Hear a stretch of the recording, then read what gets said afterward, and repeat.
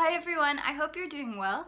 Today I'm going to talk about the medical strike that happened last week in which doctors across India boycotted their duties and didn't take any new patients. All the hospitals were shut down except for the emergency departments. This story is part of a bigger epidemic of violence against doctors, which is just a symptom, like the tip of the iceberg, of a deeper problem with the healthcare system of India. So in the hopes of not making this video too long, I have divided it into two parts.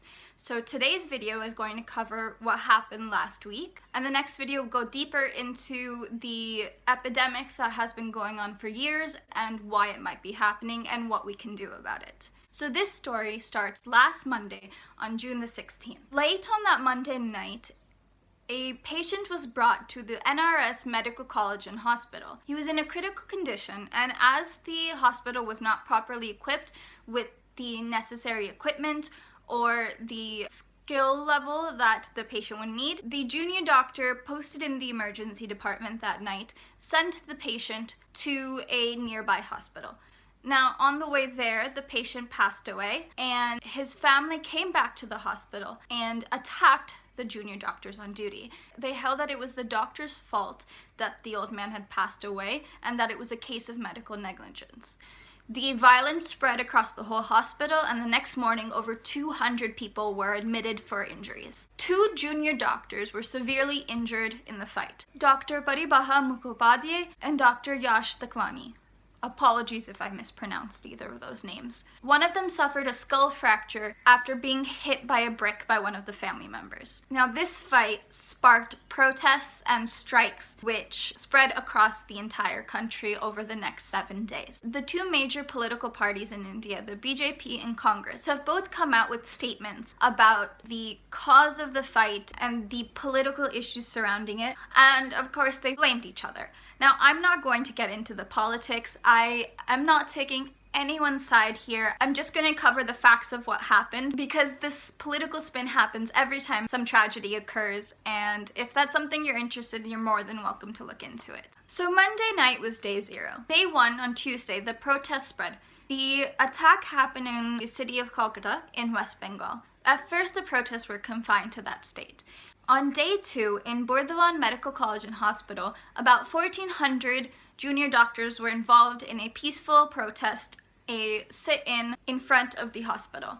They had closed down services, just the OPDs, emergency and casualty services were still available. This peaceful protest turned violent. 3 junior doctors and a 4th-year student were injured when a mob of patients' relatives started throwing bricks at them. The 4th-year student suffered serious eye injuries after being hit, causing a fracture of the eye socket, and also from being punched and kicked, while the other 3 suffered minor injuries. The shutdown of hospitals affected patients across the state, and tensions were continuing to rise as everyone now had a legitimate reason to be upset. The doctors, because they were saying that the guards who were in place and the policemen that were supposed to protect them were not doing their duty, and the relatives because they wanted their family members to get the care that they needed. Day 3, the AIMS Resident Doctors Association came out with a statement saying that there is a complete breakdown of law and order, with reports of mobs attacking doctors, hospitals with weapons. The government has failed to provide protection and justice to doctors. At this point, the Chief Minister of West Bengal, Mamata Banerjee, has been getting critiqued by the heads of other states as well as the central government. So she steps in, but only succeeds in further aggravating the situation, threatening doctors to return to their duties or face government action. In protest of this, over 500 senior doctors submitted their resignations in the next 24 hours in support of the junior doctors. Now, you can see how bad the situation has gotten, that these doctors who have been working for years in government hospitals are willing to step away because conditions have gotten this bad for them. The threat of arrest didn't deter the doctors. Protests were continuing to happen. In fact, only spurred them on as this situation was a long time in the making. The BJP's state chief also tried to blame this whole problem on Muslims somehow. Totally unnecessary and entirely unrelated, and no evidence of the Muslim community being involved in any way.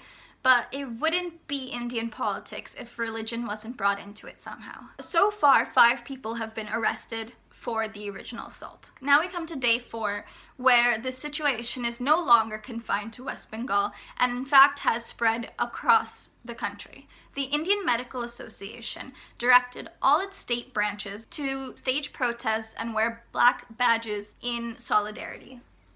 In my college, we wore these black ribbons around our arm to show our solidarity. And in Ames, they went a step further. They wore bandages with fake blood around their head as they continued their duties. 4,500 doctors in the state of Maharashtra joined the fight, which again would paralyze outpatient departments as well as wards, though doctors posted in the emergency wards did not participate in the strike. Dr. Kalyani Dongre, president of MARD Central, said it's the government's failure to create a safe work environment for us. So at the center of this, you have Kolkata's NRS Medical College and Hospital, where the grave injuries first took place, and now AIMS Resident Doctors Association and Maharashtra Association of Resident Doctors have joined in. The boycott that started on Friday is still continuing on Saturday. The West Bengal government has been criticized by the center and by the Union Health Ministry, and the governor has also urged the CM to find a compromise. The CM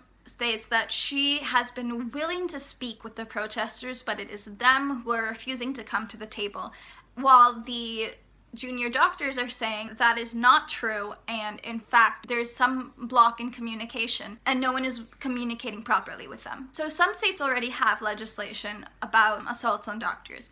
The Union Health Minister asked more states to consider legislation protecting doctors and medical professionals from violence. So far, those laws haven't helped, and the IMA demanded a comprehensive central law in dealing with violence on doctors and healthcare staff, with exemplary punishment for perpetrators of violence. Now, up till this point, though the association has spoken out in solidarity with West Bengal, AIMS has not taken part in the strike and instead only planned on holding a protest march. However, that Sunday night, one of the doctors posted in the trauma center was threatened by a patient's drunk attendant.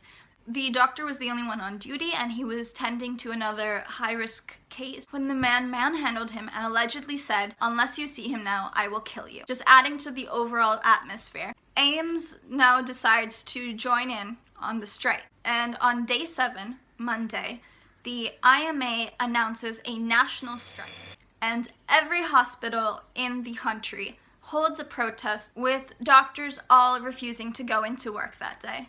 Now, this led to a critical condition as none of the hospitals were functioning. The Chief Minister of West Bengal finally had a productive conversation with the protesters, who demanded that she have this conversation on live television. The CM came to a satisfactory conclusion with the protesters, addressing all of their problems on demands ranging from security measures to third-party PR professionals who could act as grief counselors and handle communications, because one of the biggest issues has been doctors being accused of not being empathetic enough when they announce the death of a patient or when they're speaking with patients. This concluded this 7-day saga with promises of change and officials who seemed willing to listen. But as of this week, the Supreme Court has refused to listen to the petition which has been brought to them. This plea was filed on Friday, on day 4 of these protests.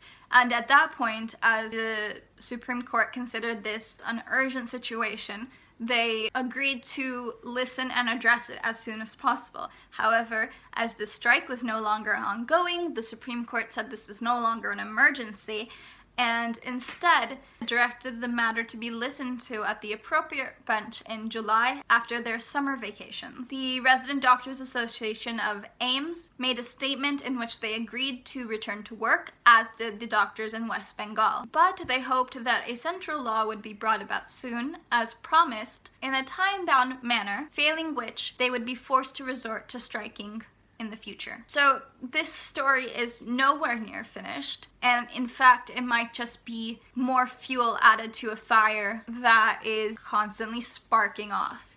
And I don't know what situation will spark it off again, but it won't take long. The day after the strike was called off, a patient was brought to an emergency department, a 4-year-old who had allegedly been raped. And the patient's attendants alleged that the doctors did not address the situation quickly enough for them, and violence broke out once again. And this is just one of many stories of violence which has occurred after the strike was called off. In addition, this violence is not an India-specific issue. Violence against medical professionals is common in the UK, in China, in Turkey, against nurses in the US. You could talk to any doctor and they've probably seen or been a victim of threatened assault or physical assault. In fact, the Indian Medical Association says that 70% of doctors has been threatened verbally or physically, and 1 in 3 doctors has been manhandled. There is a history of this occurring. There has been research into this, more in other countries than India, as usual, and I will discuss all of that in the next video. So I hope that this video has brought this matter to your attention. I'm not saying that doctors are special or deserve special treatment, but workplace violence is a very significant issue, especially when doctors are under as much pressure as they are on a day-to-day basis. Not all patients survive, and that's just the sad truth. But high-risk patients who have a significant risk of death still deserve to be treated.